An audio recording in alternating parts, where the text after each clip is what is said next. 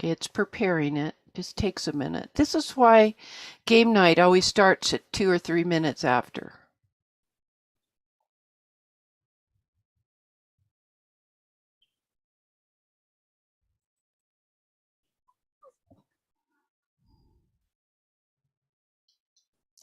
Hello, everyone. I'm Dear Myrtle, your friend in genealogy. Welcome to Mini-Myrt, where we are going to do some more work over on WikiTree. Now, there were a lot of changes made on WikiTree. Let me pull it up. Because I got to have the privilege of having about 40 volunteers work day and night throughout the world for a week on my tree over here at WikiTree. And I've been trying my darndest to figure out how to correlate what they found and what I have in my Roots Magic database. So here's the plan.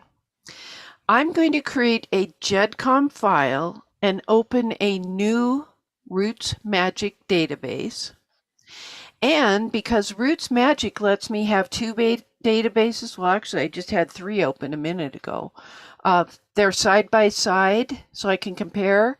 If there's something I like, I can literally drag and drop it from the WikiTree imported generic file, GEDCOM file, into my Roots Magic. Now, before I did this, I backed up Roots Magic, which I did early this morning, and I also am working with a copy of my good database in Roots Magic. Roots Magic is genealogy software that resides on my desktop computer, and I have it backed up to Backblaze and Dropbox. Okay, so with me on the panel, let me pull this up so you can see who's here. Karen Kay is serving as the co-host. Patricia's here. Hi. Donna is here. Hello. Frank, our guy in Germany, is here. Hillary, our gal in Wales, and those two are the crazy nuts that got me into this WikiTree stuff. And Susan is here. Hi, Susan. I almost felt like muting my video today because I washed my hair and can't do a thing with it. I don't know if you ever worry about that, Frank, but I did today. So it's all about looking good. All right, so I didn't know where to go to find the ability to download my GEDCOM file on WikiTree. So I Googled it. Yes, who knew? And actually, it's right here under my WikiTree, GEDCOMs, and you'll see the little pop-up there that tells us it's to upload a GEDCOM, view, or download a GEDCOM. What's a GEDCOM file? Anybody here want to talk about that, or should I fill in the blanks? Genealogy file which is agreed upon that you can transfer from one program to another, and I can't remember exactly what the initials stand for, but stands for Genealogy Data Communications, which is exactly what you said. It's a matter of it's a generic file that can be read not by double clicking to view it like a text file or a document file or Excel. It can be read by the mainstream genealogy programs that can import GEDCOM. So we're going to do that. Let's see what happens. We're going to click GEDCOMs, and I am logged in, and I'm not uploading. I'm going to download a GEDCOM. I hope it doesn't take a long time. I understand I have an important responsibility to be cautious about uploading or downloading. It's a collaborative website. The limit for privacy option will prevent information that's private. Limit to one person's ancestor. So the starting person needs to be me, and I'm pretty sure that my name is player-10. And by the way, that's case sensitive, I found out. The hard way. Okay, do I click this? Let's see. You can limit your export to one person's family tree or descendants by putting their ID here. For example, just import your own tree. Oh, it told me, put player 10 as the ID. If you don't know the ID, you can select it from below. Okay. Let's see. So we want the family tree, and we will find out if it includes siblings of my direct people or not. Okay, option 2, limit for file size or privacy. If you select this option, do not include the file. If you choose to limit the file size, it will not include biography, text, comments, family members, or links to photos. It will only include the basic tree and genealogical data. All right, I want no limits. Okay. No file can contain more than 10,000 people. Exports are limited to 15 generations. Files with over 500 people are processed in a queue to conserve resources. They are generally ready within the hour. Okay, that makes sense. I've noticed this when when we uploaded various GEDCOM files to GEDmatch, that it took a while. You didn't get things immediately. And that's wise use of their computer resources. Otherwise, they'd have to pay for extensive, and that means $,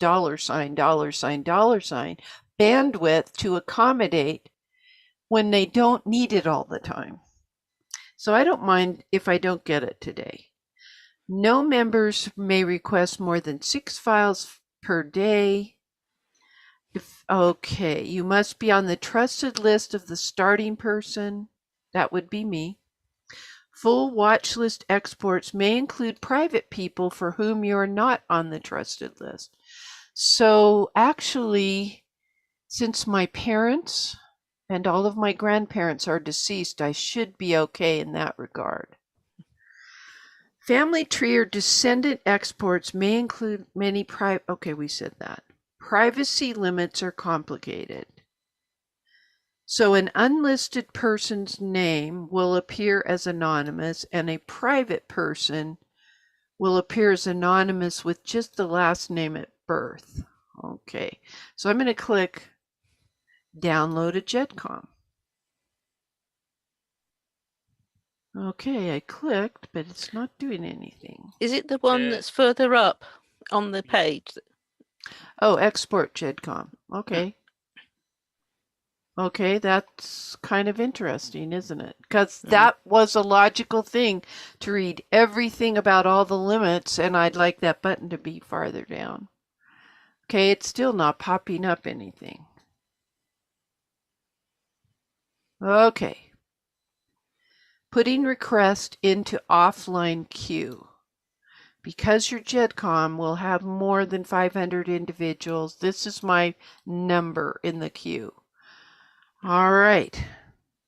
So I feel good about it. I'm going to get it eventually. And how will they notify me? Email. Is it an email? Okay. By email. Yeah. All right. By email. Right. So I hope I remember which email it is. So let me demonstrate what I want to do eventually in Roots Magic. All right. Let's pretend this is a database somebody sent me. Okay. What I'm going to do is create my own database. That would be new test. What is this? The 24th of March? What is the date today? Yeah. Yep. Oh, good. I actually remembered. Okay. You never know. And I really super hate that OneDrive has overridden my plan to keep things in a different place. That just irritates me no end. I'm just going to put it on my desktop, however. Okay. And I'm going to begin typing my information, date format. I like it that way. Display surnames in uppercase. I do have people named Washington and there is the state of Washington where a lot of us lived. It happened to be LDS. And family search, family tree support, and enable web hints. I'm putting those in. Those are making good use of computer resources to allow this program to go out to the web. Now, I'm not going to import in this case. I'm just going to create a blank database. Okay, here's my blank database, and you now see I have the original database and a blank one. All right, so I'm going to type my name. My maiden name, female. Okay. Got capital L in there. Pardon? Oh, yeah. That's my lazy fingers. All right. Okay, so in this case, and I'm not embarrassed for you to know that I was born in 1951, there is a like-named person in the other database. This is the one that we're just pretending I got from WikiTree or that I got from Cousin Russ or somebody else. It could just be one branch, but in this case, it's my whole database. And remember, we're dealing with a test database, not my really super good one, which I'd also backed up. Okay, so literally, I know that I want to drag and drop this over to Patricia over here because they are, in fact, the same people. So I'm going to do it and watch what pops up because I have some options. You cannot, can you see the pop up? Yeah. Yep. Okay, and I'm not quite seeing it on the YouTube side. Well, of course, there's that delay. We have the choice of just bringing me over, or all my ancestors and their descendants, or all my descendants and their spouses, or everyone in the same tree as Patricia Barbara Player, or everyone in the database. Now, let me explain what the difference is. The tree are the people that are linked, my parents, grandparents, great-grandparents, and all their siblings, and maybe a spouse if I found them, and their children if I knew of them. What we have been seeing in the world of genealogy is that people have been adding people separately for a good reason. It's called the fan club. Mm. So when they have like a marriage entry for one of my direct line people, and it says that these are the witnesses, I can add them as individuals and attach that same document to those individuals as I have attached to my direct line or collateral line, my tree person, let's put it that way. So theoretically, I'd want everyone in the database in order to pull in those people that I might have added. Now, I know this database does not have that because what I do is I'm still stuck at the old point of view where we just type that in notes. When we transcribed the event, we mentioned who the witnesses were, or who the godparents were on a christening or baptism for a baby. So think about how you use your database. Now, before I go any farther, what program are each of you using? Want to jump in here and tell me? Just raise your hand and I'll call on you. Okay, Hillary, I know you're using Family Historian. Yes. Yeah. Can you drag and drop between two databases like this? I don't think so, because usually if I want to do it, I can create part of the file. So I can create a GEDCOM which has got some of my family in, Mhm. and as a separate GEDCOM, and then I can compare it against another GEDCOM, and I Yeah. can merge the people and do that, things like that. But I haven't tried doing it with the new version though. So there's an updated version of the program which I've got on my computer now, and I've not tried doing anything like that with that, because I know you can do a lot of copy and paste with it. So it's possible that you can do something like that now. Yeah. Importing a GEDCOM into a blank database is what I'm going to do once I get that from WikiTree. Unfortunately, a GEDCOM file doesn't include a container for the photos, only links to them. However, if I did have photos attached to these individuals in this database, and they're on my computer, they'll pull over to the other side. And that's the advantage because we're not doing a GEDCOM.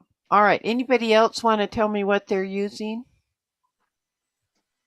I use Legacy. Okay. Can you drag and drop with Legacy?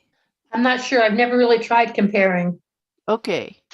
All right. I don't know if you can. I only know that for years, Roots Magic was the only one that could do this. I Right. just haven't checked all the other databases. Now, when you run across witnesses or godparents, do you enter them in notes as you transcribe the event, like Old Myrt, or are you doing what other people have begun to do, which is to put that person in their database unconnected except by way of the document? So they're not yet known if they're a brother or sister, aunt or uncle, grandpa, or may never be. Right. Yeah, I would probably put it in the notes to try to figure out where they go. Yeah, it's a tricky thing. Yeah. Anybody else want to? Okay, Karen K, you raised your hand. Thank you. What do you? Sorry. Yeah, no, that's perfect. What are you doing? What I software? have Family Tree Maker because it interfaces with Ancestry. Yeah. Because I deal with the enslaved and the slave owner, I will put the slave owner in the tree connected to the person that they owned, and just put next to them as a Sir title slave owner, Oh, okay. doctor, or you or junior or third, I put slave owner. Okay. Cousin Russ loves Family Tree Maker.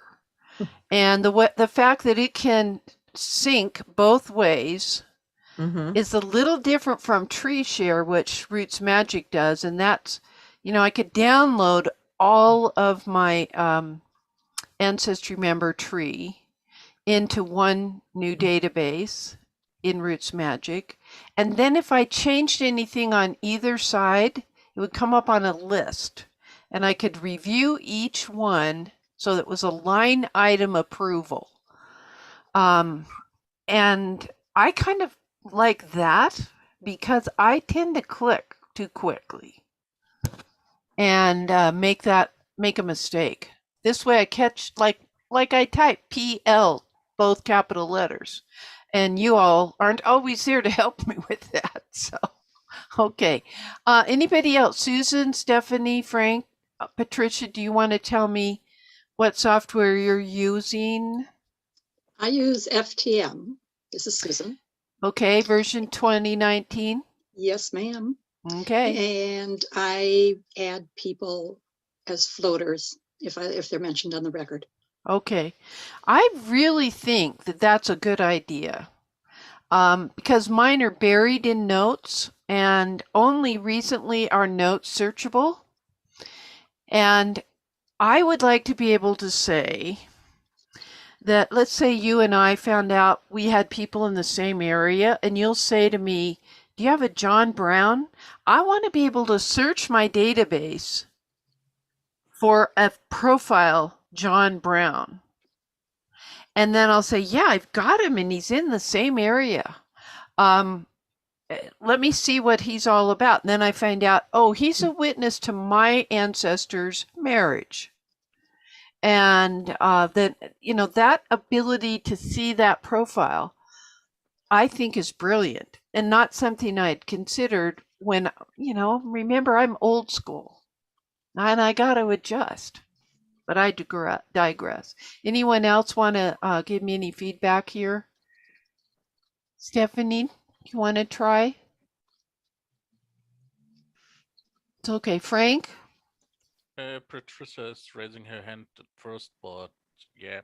Okay, Patricia, he's recognizing you first. Thank you. Thanks, Frank. I do use Family Tree Maker, but I use it as a backup to Ancestry. I'm still doing my work in Ancestry and then just thinking. But as far as I have a huge tree that is unproven and private that I'm using for searching for DNA matches. And so I have a lot of floating people in there that are not yet connected because I don't yet know how they connect. Yeah, because that makes perfect sense. So we can call them floaters. Yeah, I do. Like they my optician told me. Yeah, I got those too. I put FB in I hear you. For floating branch. All right, so I'm perfectly comfortable with the fact that you do a lot of research, principally on Ancestry, but you use Family Tree Maker to keep a local copy. Right. Then we get into problems like with Mr. Myrt's research in Norway and Sweden, where he's attaching, or actually I'm doing it for him, he's attaching records that are not part of Ancestry's collection, that should not be uploaded to Ancestry because they're from Archive Digital or some other website. And so for that reason, we then move from, okay, for our US research and some other research, some other countries are represented at Ancestry, I will use the Ancestry member tree. But basically my main database is on my computer, backed up as I said, so that it's okay that I go to this website and that website and include in my data the attachment of materials from another website. Once we upload things to Ancestry, I know in Family Tree Maker you can keep it private so that document doesn't get uploaded. Yeah, that's where we are. It's good. Okay, who's next? Frank. Thank you, Patricia. And you got to yell at me, Frank, because you're very faint. Oh, Just yell. Move your mic close or something. okay. I'm using Centurial, as you know, Yes. besides Roots Magic. And that happens that you use the persons on a citation base. Yeah, So it permits that. Yeah. Yeah, so when you're citing a whole, for example, marriage record, obviously you have the witnesses as well. Yeah. And already connected to one source. So when you're looking for the persons themselves and they match up with someone in your, for example, family, it links in automatically. I totally love this because what we're doing, the type of database that you're talking about is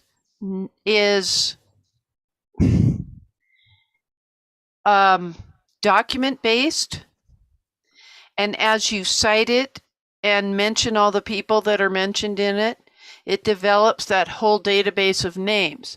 Whereas when we're looking at Roots Magic or Family Tree Maker or Legacy or others, reunions, Mac Family Tree, those are fill in the blank conclusion based, meaning after you've done all your thinking with 5 documents, we now know this is the birth date, kind of a thing. And so we have to figure out how to get those witnesses in there. You don't have to because it's part of what you do anyway, Frank, using that software. That's okay, Stephanie. Well, this is being recorded. It's actually live on YouTube right now. I'm going to I'm going to do something here. I'm going to, sorry, losing my voice. Let me. Okay, I get all choked up about genealogy. I'm going to import everyone in the database so you can see how quickly it does it. And this is going to be an easy one because there's only one person in my existing database, right?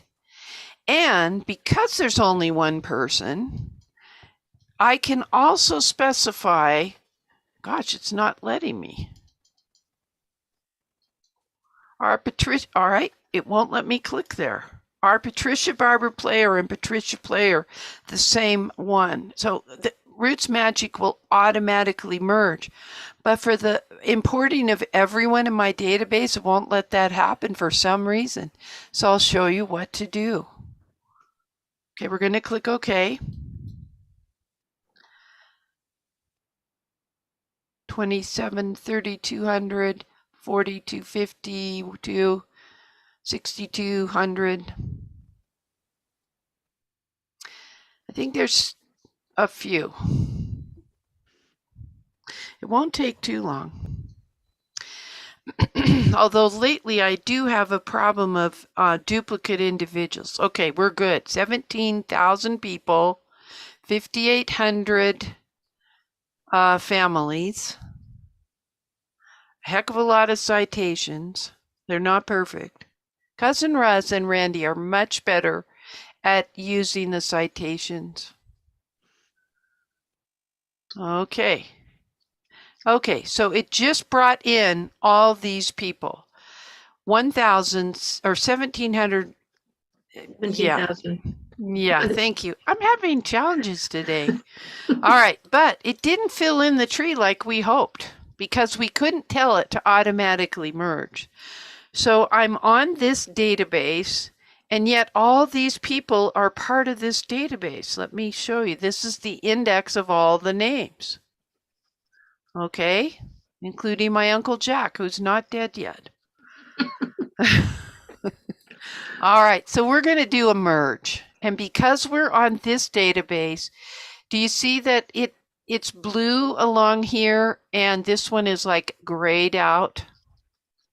Okay, so we know this is active, this is dark blue. If I'm over here, we're on this database, and now this is blue and this one is grayed out. Okay, so we're going to go here. So this is blue, that one's grayed out, and we're going to Tools, Merge.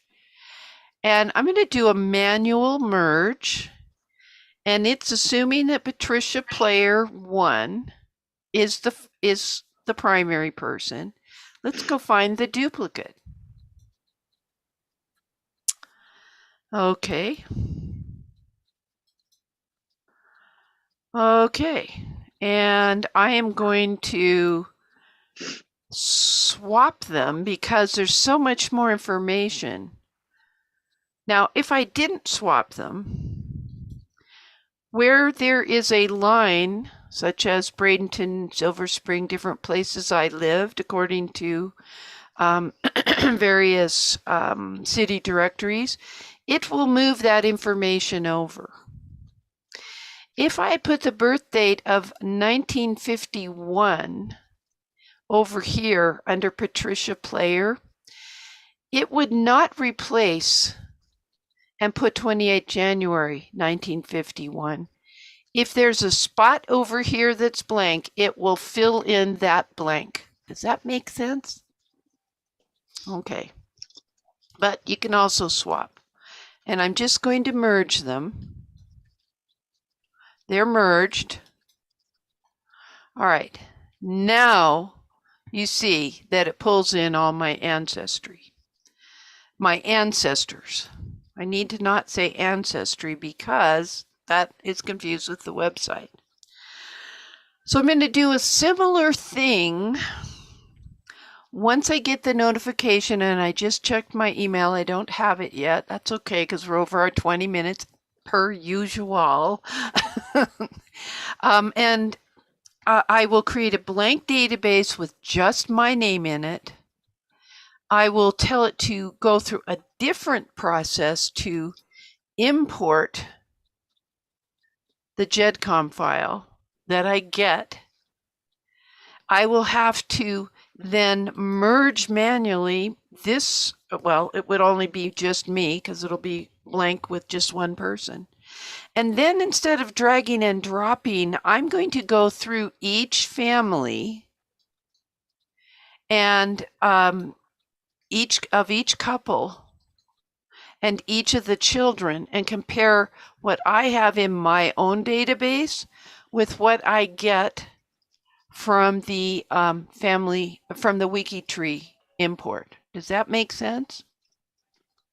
Okay, that's what I hope to do next week. Is there anything else we should talk about before we go? Guess we better back up all these databases. Okay. There we go. All right, any questions? I'm not seeing anything in the chat. I'm skipping. All right. Then we're good. All right, well, there's nothing left to say. There's my test file. Let's move it so I can save it on that monitor for next week. All right. Thanks for coming to explore a little bit about how I am in the process of integrating the new information that has been uncovered in my WikiTree profiles for an ancestor with what I have in my existing database. Nothing left to say, but I'm Dear Myrtle, your friend in genealogy.